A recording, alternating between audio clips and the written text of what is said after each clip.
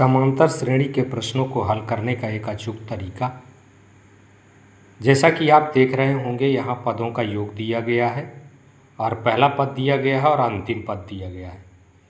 तो पदों की संख्या को हम कैसे चुटकियों में हल कर लें, कैसे पता कर लें, इसके लिए यदि मैं कहूँ तो पदों की संख्या अगर मुझको यहाँ से पता करनी हो तो पदों की संख्या n बराबर क्या होता है, ये जितना पदों का योग जो दिया गया है, पदों का योग कितना दिया गया है, पदों का योग दिया गया है 420। तो इस पदों के योग को क्या कर देते हैं हम, ये 420 दिया गया है, इसको 2 से क्या कर दें, हम गुणा कर देते हैं। कितने से गुणा कर देते हैं, 2 से गुणा कर देते हैं।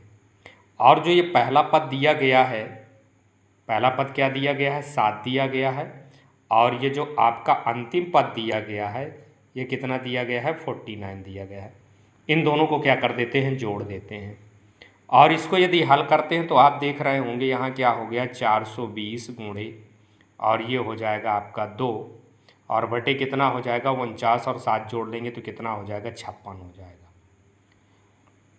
देखिए इसको क्या करें, अगर हम 7 से काट दें तो 7 8 56 हो जाएगा, और 7 से इसको काट दें तो 7 छंग 42 हो जाएगा, 60 हो जाएगा ये।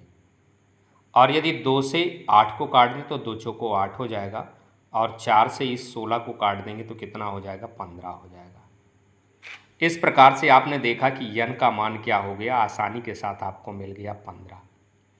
और यदि सारवंतर पता करना हो तो सारवंतर पता करने के लिए क्या तरीका होता है, आसान सा।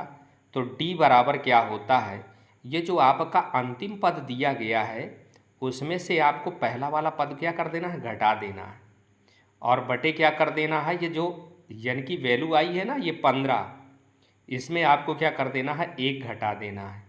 तो आपने देखा यदि मैं 42 में से 7 कम करूं तो 49 में से 7 कम करूं तो कितना मिलेगा, मुझको 42 मिलेगा, और बटे 15 में से 1 कम करूंगा तो क्या मिलेगा, 14 मिलेगा।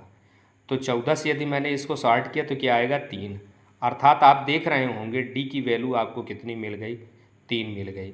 इस प्रकार से आपने सवाल को चुटकियों में हल कर लिया। इसी प्रकार के अन्य सवाल के लिए इसका आंसर आप कमेंट बॉक्स में देंगे। यदि मैं कहूँ कि a बराबर 5 है और an की वैल्यू जो दी गई है वो 45 दी गई है, और यन बराबर कितना दिया गया है, 400 दिया गया है, तो आपको n की वैल्यू बताना है और d की वैल्यू बताना है।